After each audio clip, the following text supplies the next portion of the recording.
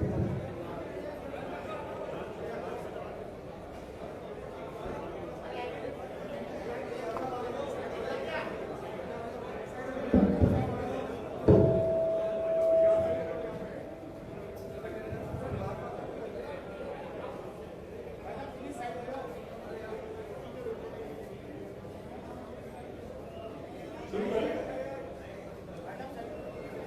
सभी मीडिया बंधुओं का आज की इस प्रेस वार्ता में हार्दिक स्वागत है। और जिस तरह से दिल्ली में काम की राजनीति की शुरुआत हुई है, उसका अगला पड़ाव अब उत्तराखंड बनने जा रहा है। और ये देख के बहुत अच्छा लग रहा है कि पूरे देश की राजनीति जो है वो जन मुद्दों के साथ, जन भावों के साथ चल रही है। और आम आदमी पार्टी इस प्रदेश में अब राजनीतिक एजेंडा सेट करने में कामयाब रही है। और इसी विषय पर मैं सबसे पहले चाहूंगा कि कर्नल कोठियाल की बात रखें। कर्नल कोठियाल।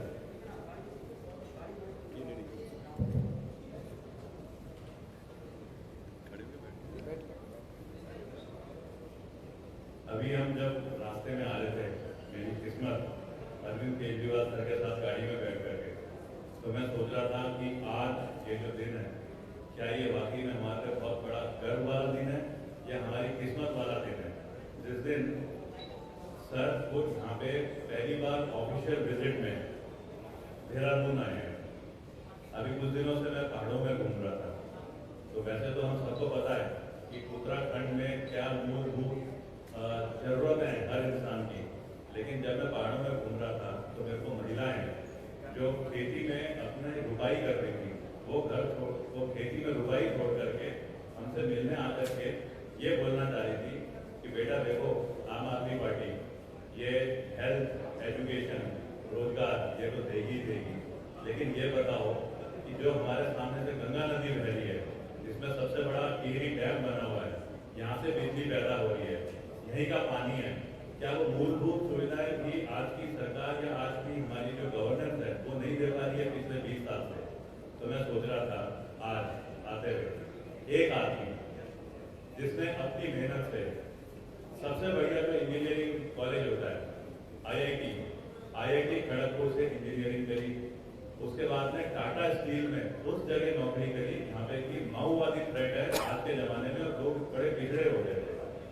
उसके साथ मदर टेरेसा जैसी संस्थाएं जो मदर टेरेसा ने बनाई थी, नॉर्थ ईस्ट इंडिया में क्या समस्याएं हैं, सिक्किम में किस तरीके का आज एक समाज चलता है, उनके ऊपर स्टडी करी। उसके बाद सिविल सर्विसेज वो क्वालिफाई करा, उसके बाद नौकरी करी। नौकरी करने के बाद में अच्छा एक्सपीरियंस लेकर के दिल्ली जैसी जगह जहाँ पे पावरफुल मानी जाने वाली हमारे देश की कांग्रेस और बीजेपी की बिल्कुल तगड़ी वाली राजनीति होती है, उस जगह पे स्थापित करा दिल्ली में एक गवर्नेंस मॉडल। वहाँ पे साबित करके दिखाया कि वो गवर्नेंस मॉडल में जो मूलभूत सुविधाएं हैं वो देने के बाद ही दिल्ली के पढ़े लिखे लोग वो बार बार रिपीटेडली 2 बार कांग्रेस बीजेपी को आउट करके एक पार्टी को अपने इलेक्शन में जिता करके लेके आ रहे हैं। इसका मतलब तो बड़ा साफ है कि ये गवर्नेंस मॉडल है जो उत्तराखंड में करने में और आसानी है, लेकिन हो नहीं पा रहा था। क्यों? क्योंकि समझ नहीं आ रही थी। क्या किस्मत है आज हमारी। मैं आज ये जो प्रेस और लाइव जो चल रहा होगा, मैं उन महिलाओं को, बुजुर्ग महिलाओं को जो बीच में पहाड़ में मेरे को और आम आदमी पार्टी की हमारी टीम के लोगों को मिलती थी और बोलती थी कि हमारी समस्याओं का हल क्या होगा। देखो आज वो किस्मत वाला दिन शुरुआत हो रही है। उन समस्याओं को कैसे हल करना है, कैसे उसको ठीक करके उत्तराखंड का नव निर्माण जो हम बोल रहे हैं वो किस तरीके से होगा। आज मैं जरूर अरविंद केजरीवाल सर को सबसे पहले तो धन्यवाद बोलना चाहता हूँ कि आप हम सबका हौसला बढ़ाने यहाँ पे आए, और यकीन दिलाना चाहता हूँ पूरी आम आदमी टीम की तरफ से, आम आदमी पार्टी की टीम की तरफ से उत्तराखंड में जो है कि जो आपने हमारे लिए सोच बनाई थी कि मैं उत्तराखंड के लिए भी कुछ करना चाहूँ तो मेरे को अच्छा लगेगा, आज उस सोच को पूरा करने के लिए टीम धीरे धीरे स्ट्रांग होती जा रही है, लोगों के अंदर जज्बा बढ़ता जा रहा है। अब खाली बस एक चीज रह गई है, ग्राउंड पे इम्प्लीमेंट करना। ग्राउंड पे इम्प्लीमेंट करने की ताकत हमारे में है, तरीका खाली हमें समझने की जरूरत है। कोई भी हम कभी भी नेगेटिव पॉलिटिक्स नहीं खेलेंगे, फालतू के हम कमेंट्स नहीं मारेंगे कि बिजली फ्री हो जाती है, पानी फ्री हो जाता है, रोजगार दे देंगे। हम लोग कहीं पे भी पॉलिटिक्स में वो वाली चीजें नहीं करेंगे कि एक मुख्यमंत्री बनता है बाकी सब उसके पीछे पड़ जाते हैं। हम गवर्नेंस का एक अच्छा मॉडल लेके आएंगे और उसके लिए मैं अरविंद केजरीवाल सर से रिक्वेस्ट करूंगा कि वो सबको हमको अपने संबोधन से अच्छे तरीके से अवगत करें। धन्यवाद। सभी उत्तराखंड वासियों को मेरा नमस्कार, सबको मेरा प्रणाम। आज उत्तराखंड में आके मुझे बहुत अच्छा लग रहा है। उत्तराखंड को हम देवभूमि मानते हैं। भगवान ने उत्तराखंड को देने में कोई कसर नहीं छोड़ी। भगवान ने सब कुछ दिया। उत्तराखंड में नदियां हैं, पहाड़ हैं, पेड़ हैं, वनस्पति हैं, जड़ी बूटियां हैं। उत्तराखंड में मेहनती लोग हैं, अच्छे लोग हैं, ईमानदार लोग हैं। लेकिन उत्तराखंड के नेताओं ने और उत्तराखंड के पार्टियों ने उत्तराखंड को बर्बाद करने में कोई कसर नहीं छोड़ी।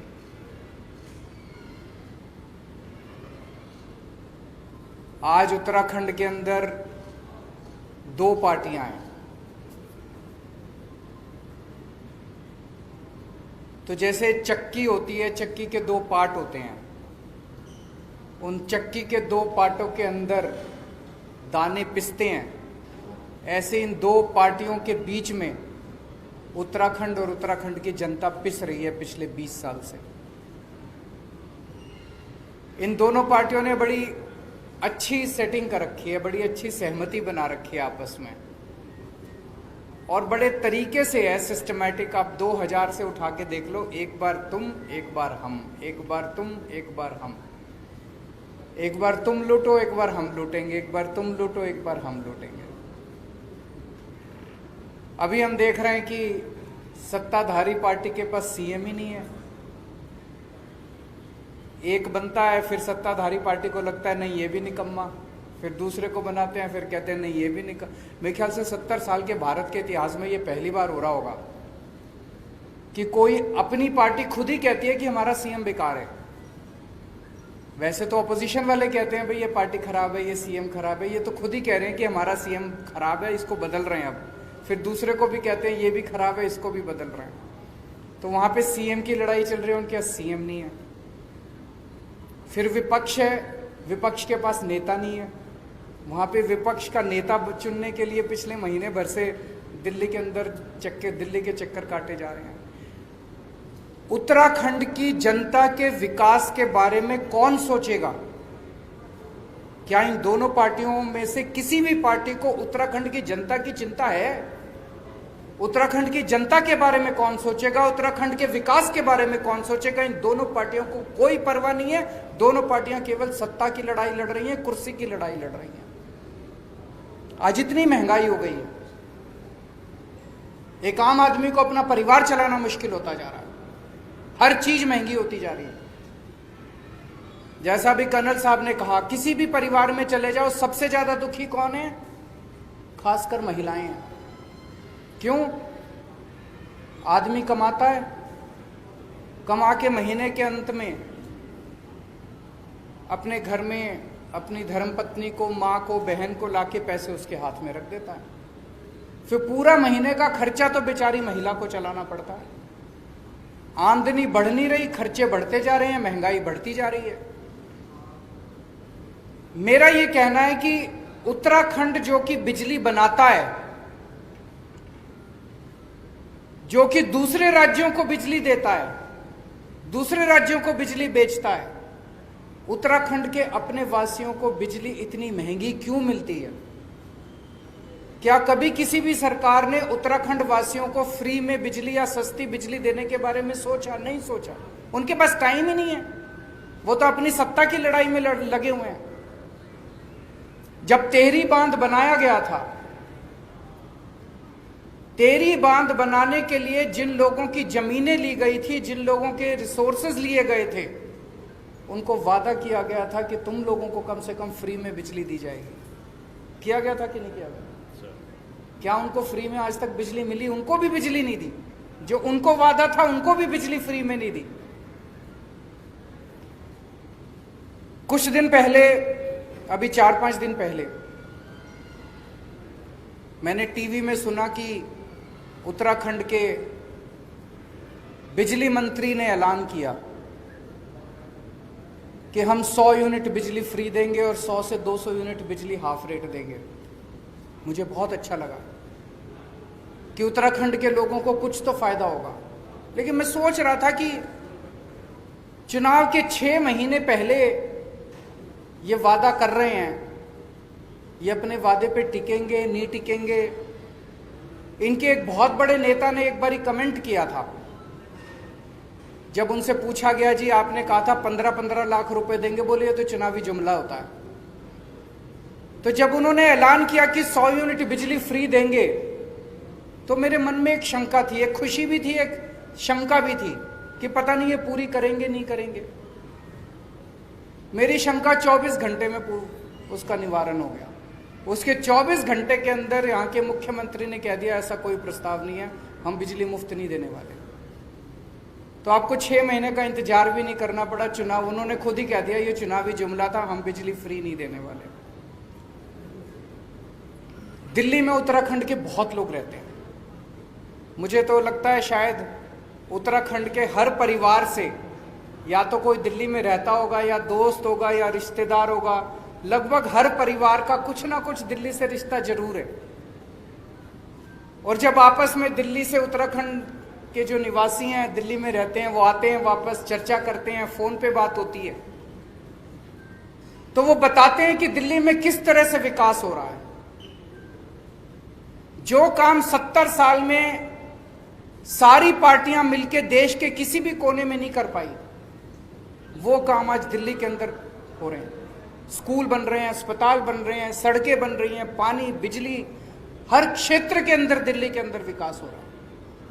अब उत्तराखंड वासी भी चाहते हैं कि वैसा ही विकास दिल्ली का जैसा हो रहा है वैसा ही विकास, यहां भी स्कूल अच्छे होने चाहिए, यहां भी अस्पताल अच्छे होने चाहिए। सभी उत्तराखंड वासी चाहते हैं। और अब उत्तराखंड के लोग मन बना चुके हैं कि उत्तराखंड के अंदर आम आदमी पार्टी की सरकार लानी है। तो मैं उत्तराखंड के लोगों को भरोसा दिलाना चाहता हूं कि जितने काम, अच्छे काम दिल्ली में हुए वो तो करेंगे ही करेंगे। स्कूल भी अच्छे बनाएंगे, अस्पताल भी अच्छे बनाएंगे, बिजली भी अच्छी करेंगे, पानी भी अच्छा करेंगे, यहाँ पे खेती भी अच्छी करेंगे, कानून व्यवस्था भी, और भी खूब सारे अच्छे काम करेंगे। आज मैं खासकर बिजली के क्षेत्र में 4 बातों की गारंटी देके जा रहा हूं। और मैं ये बता दूं, हमारा, मैं जो कहता हूं वो चुनावी जुमला नहीं होता। केजरीवाल जो कहता है वो करता है। आज जो मैं कह रहा हूं वो केजरीवाल की गारंटी है। 4 बातों की गारंटी दे रहा हूं मैं बिजली के क्षेत्र में। ये हमारी पहली गारंटी है।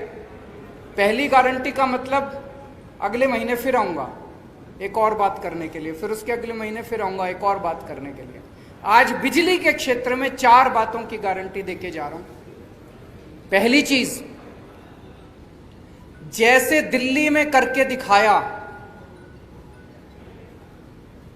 वैसे ही उत्तराखंड के अंदर हमारी सरकार बनेगी। 300 यूनिट बिजली तक हर परिवार को मुफ्त बिजली दी जाएगी।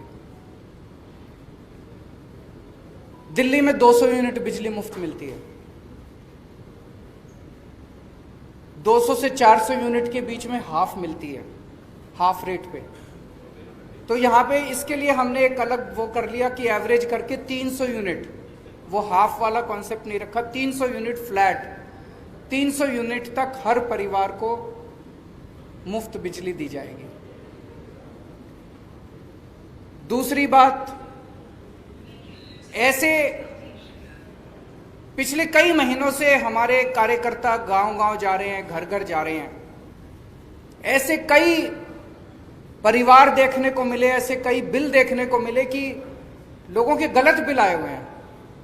और कई बार होता है कि जानबूझ के गलत भेजे जाते हैं। 60,000 का बिल भेज दिया, अब वो बेचारा जब ठीक कराने जाता है तो उसको कहते हैं 10,000 दे दे, तेरा बिल माफ कर देंगे। होता है ना कई बार, जबरदस्ती के झूठे बिल भेजे जाते हैं। अब बेचारा चक्कर काट रहा है, चक्कर पे चक्कर काट रहा है। इतने बड़े स्तर के ऊपर गलत बिल आए हुए हैं कि उनको अगर ठीक करने के लिए सारी मशीनरी भी लगानी पड़े तो वो कम पड़ जाएगी। तो दूसरी बात, पुराने बिल माफ किए जाएंगे, पुराने बिल नहीं देने पड़ेंगे, एक नए सिरे से शुरुआत की जाएगी। तीसरी चीज, कोई पावर कट नहीं लगेगा। दिल्ली में करके दिखाया हमने। उत्तराखंड में 24 घंटे बिजली देंगे। फ्री बिजली का यह मतलब नहीं है कि बिजली कम देंगे, पूरी बिजली देंगे, 24 घंटे बिजली देंगे, मुफ्त बिजली देंगे। दिल्ली में जब मैं मुख्यमंत्री बना 2015 में, जब दूसरी बार हमारी सरकार बनी थी, मेरे को याद है 2014 की गर्मियां, दिल्ली में 7-7, 8-8 घंटे के पावर कट लगते थे। बहुत बुरा हाल था दिल्ली के अंदर, इतने पावर कट लगते थे।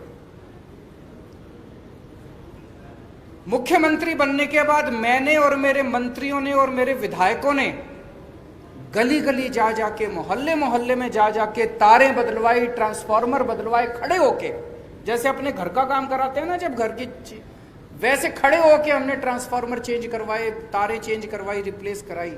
और आज दिल्ली के अंदर 24 घंटे बिजली है। लोगों ने इन्वर्टर इस्तेमाल करने बंद कर दिए, जनरेटर इस्तेमाल करने बंद कर दिए।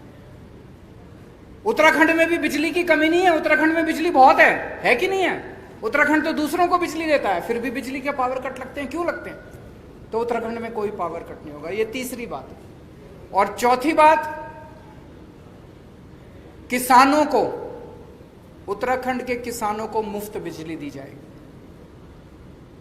आज एक किसान बेचारा गरीब आदमी है, सबसे गरीब आदमी है, और उस किसान से भी हम बिजली के पैसे लेते हैं। अगर उसको थोड़ी सी हम सहूलियत दे देंगे तो उसकी जेब में थोड़े से पैसे आ जाएंगे, उसकी जेब में थोड़े से पैसे आएंगे तो अपने बच्चों को और अच्छी तरह पाल लेगा। तो चौथी बात, किसानों की बिजली, खेती की बिजली मुफ्त की जाएगी। आज ये बिजली के क्षेत्र में हमारी पहली गारंटी है। 4 बातों की मैं गारंटी दे रहा हूं। हमारी सरकार बनने के बाद पहली कलम से आपकी 300 यूनिट बिजली मुफ्त कर दी जाएगी। मैं ऐसे भी नहीं कह रहा कि सरकार बनने के 5 साल के बाद चुनाव के टाइम हमारे को याद आएगा हमारा वादा। सबसे पहले सरकार बनने के बाद पहली कलम से आपकी 300 यूनिट बिजली मुफ्त की जाएगी, किसानों की बिजली मुफ्त की जाएगी और पुराने बिल माफ किए जाएंगे। 24 घंटे बिजली करने के लिए समय लगेगा, 3-4 साल लगेंगे। सारा नेटवर्क जो है, इसमें जितनी कमियां हैं, ट्रांसफार्मर बदलने हैं, ये है वो है, पुराना नेटवर्क है, इसको ठीक करने में समय लगेगा। उसके वो भी करेंगे, लेकिन 3-4 साल के अंदर ऐसी व्यवस्था कर देंगे, मॉडर्न नेटवर्क होगा बिजली का, 24 घंटे बिजली की व्यवस्था करेंगे। मैं समझता हूं कि आज की इस घोषणा के बाद उत्तराखंड के हर व्यक्ति को खुशी होगी, हर परिवार को खुशी होगी, लेकिन सबसे ज्यादा खुशी उत्तराखंड की महिलाओं को होगी। जैसा मैंने कहा कि एक महिला को सबसे ज्यादा बर्दाश्त करना पड़ता है अगर महंगाई होती है तो। शुक्रिया। अगर आपके कोई प्रश्न है तो एक करके सवाल लेके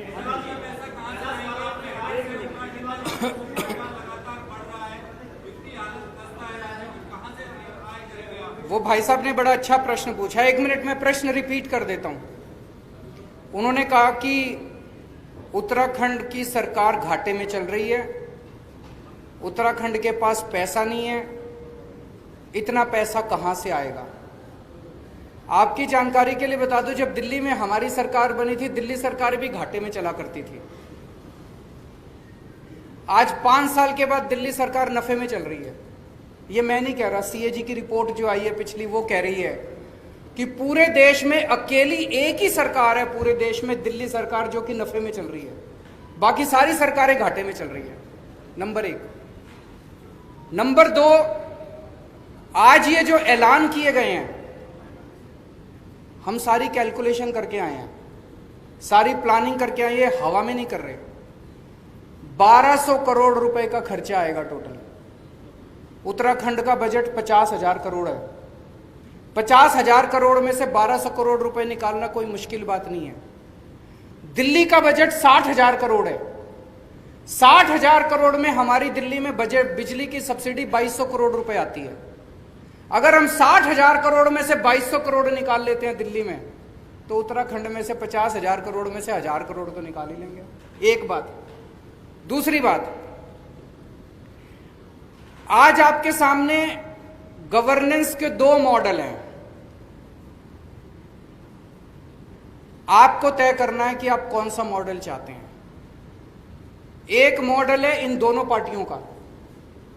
इस मॉडल में सरकारें घाटे में चलती हैं, जम के भ्रष्टाचार होता है, स्कूल बर्बाद हैं, अस्पताल बर्बाद हैं, बिजली महंगी है और पावर कट लगते हैं। दूसरा मॉडल है नफे में बजट है, शानदार स्कूल बन रहे हैं, शानदार अस्पताल बन रहे हैं, बिजली मुफ्त है और 24 घंटे बिजली है। आप तय कर लो आपको कौन सा मॉडल चाहिए। अगर हम बिजली मुफ्त कर रहे हैं, आज मैं आपको वादा करके जा रहा हूं अगले 5 साल के अंदर किसी भी चीज के ऊपर टैक्स नहीं बढ़ाया जाएगा। आपसे एक्स्ट्रा टैक्स नहीं लेंगे, हम एक्स्ट्रा लोन नहीं लेंगे।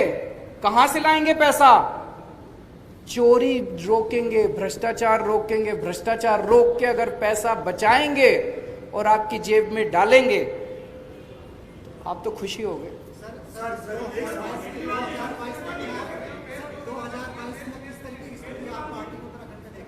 अच्छी स्थिति होगी जी, अगर अच्छा काम कर रहे हैं। अगर बिजली फ्री देंगे तो आप बताओ, आप वोट दोगे नहीं दोगे? सारे वोट देंगे। जिस जिसको अच्छे स्कूल चाहिए, जिस जिसको अच्छे अस्पताल चाहिए, जिस जिसको 24 घंटे बिजली चाहिए, जिस जिसको फ्री बिजली चाहिए, सब देंगे वोट। एक मिनट, वो काफी देर से बोल रहे हैं। एक उनको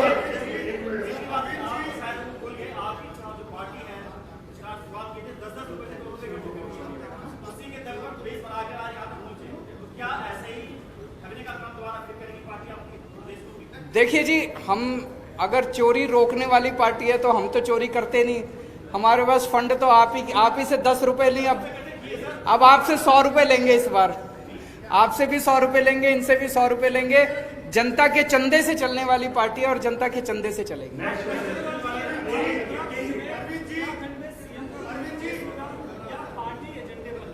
सीएम का फेस होगा। बहुत जल्दी मैं उत्तराखंड आऊंगा और आपके सामने सीएम का चेहरा अनाउंस करके जाऊंगा। एक मिनट, ये काफी देर से बेचारे। मेरा सवाल एजुकेशन पे लेके है, जहां उत्तराखंडी देहरादून वासी वे बना उत्पीड़न हो रहा है, अत्याचार हो रहा है फीस को लेके। स्कूलों की दशा बहुत खराब है, जहां एनुअल फीस और स्कूल फीस बाउंसिंग होने के बाद बच्चों को स्कूल से क्लास से उठा के ऑफिस में जमा कर दिया जाता है, उसके पेरेंट्स को बुलाया जाता है। इस शिक्षा के विभाग को लेकर आप क्या सोचते हैं? मैं आपसे 100% सहमत हूं जी। एक आज दो, इसमें थोड़ा सा मेरे को वक्त देना। ये मेरे बड़ा प्रिय मेरे विषय है, मेरे दिल के बहुत क्लोज विषय है। केवल मेरे नहीं, मुझे लगता है आम आदमी पार्टी के हर व्यक्ति के क्लोज विषय, शिक्षा का विषय। आज हमारे देश में 2 तरह की शिक्षा व्यवस्था है, एक पैसे वालों के लिए और एक गरीब के लिए। गरीब अपने बच्चों को सरकारी स्कूल में भेजने के लिए मजबूर है। मैं इसलिए मजबूर कह रहा हूं कि वो भेजना नहीं चाहता, क्योंकि सरकारी स्कूलों की हालत बहुत खराब है कि नहीं है? जिसकी जेब में थोड़ा सा पैसा आ जाए, वो एक वक्त की रोटी काट के अपने बच्चे को प्राइवेट स्कूल में भेजना चाहता है। और प्राइवेट स्कूलों में, सारे स्कूल खराब नहीं है, लेकिन प्राइवेट स्कूलों में कईयों ने गुंडागर्दी मचा रखी है। अनाप शनाप पैसे लेते हैं, library charge, development charge, picnic charge, फलाना चार्ज, ढिमका चार्ज, इतने चार्ज लगा रखे हैं, आदमी बेचारा पिस जाता है। दिल्ली में हमने 2 काम करे।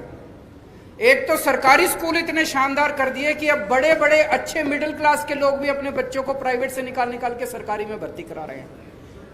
भारत में 75 साल आजादी के हो गए, कभी ऐसा नहीं हुआ कि किसी प्रदेश के अंदर सरकारी स्कूल इतने शानदार हुए हों। मैं आप सारे मीडिया वालों को आमंत्रित करता हूं, आइए मेरे स्कूल देखिए दिल्ली के अंदर, आइए हमारे स्कूल देखिए।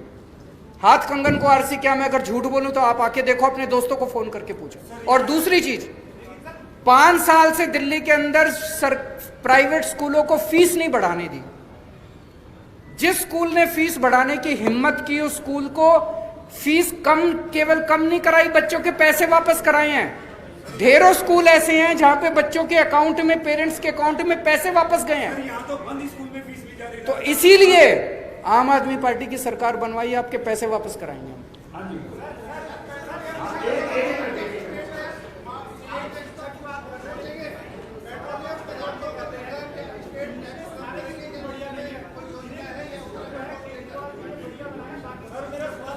ये इन्होंने एक अभी आ रहा हूं जी, सबके दूंगा। इन्होंने बड़ा इंपॉर्टेंट क्वेश्चन किया कि बीजेपी वाले ये कह रहे हैं कि केजरीवाल ने दिल्ली में 4-5 स्कूल अच्छे कर दिए, बस बाकी सारे नहीं करे।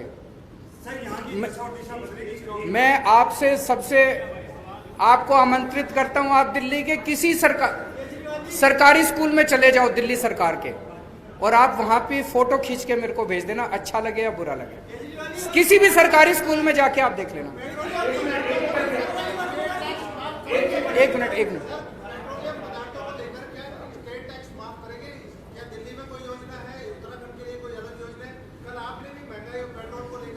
एक चीज बताओ, आप एक चीज बताओ, मान लो 100 रुपए का पेट्रोल है, मैं अभी एग्जैक्ट फिगर नहीं बोल रहा हूं, 100 रुपए में मान लो 20 रुपए तो लेती है स्टेट गवर्नमेंट और 60 रुपए लेती है मान लो सेंट्रल गवर्नमेंट। कम किसको करने चाहिए? सेंटर को कम। एक मिनट सुनो तो सही, मेरी बात तो सुनो। जितनी भी राज्य सरकारें हैं, वो सारी राज्य सरकारें बेचारे छोटे से रेवेन्यू पे चलती हैं, इतना सा तो रेवेन्यू है। सेंटर बढ़ाती जा रही है, आप कहते हो स्टेट कम करे, तो स्टेट चलेगा कैसे? आपको डिमांड करनी चाहिए कि सेंटर कम करे। सेंटर ने ये सेंटर जो इतनी टैक्स पे टैक्स, इंटरनेशनल लेवल पे तेल के दाम घटते जा रहे हैं और हमारी केंद्र सरकार टैक्स बढ़ाती जा रही है, तो ये तो सही नहीं है। लास्ट क्वेश्चन,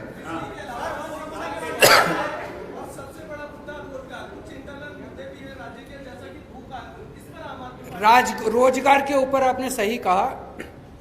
हमारी पार्टी के अंदर आजकल कर्नल साहब जो हैं युवाओं के बीच में घूम रहे हैं, युवाओं के बीच में बातचीत कर रहे हैं। रोजगार को लेके हमारी पार्टी के अंदर पूरा प्लान बन रहा है। अगले कुछ महीने के अंदर मैं दोबारा आपके बीच में आऊंगा, रोजगार के ऊपर कुछ ना कुछ आपके साथ साझा करेंगे।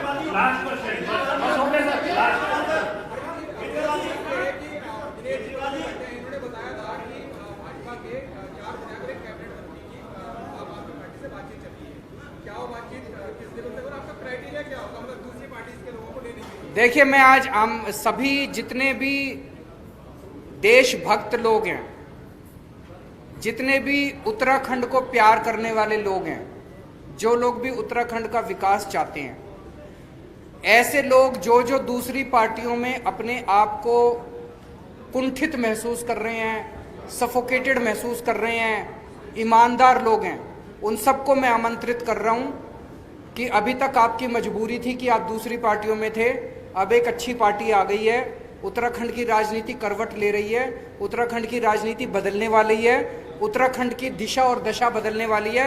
आप सब लोग आइए और आम आदमी पार्टी ज्वाइन कीजिए। बहुत बहुत धन्यवाद, शुक्रिया।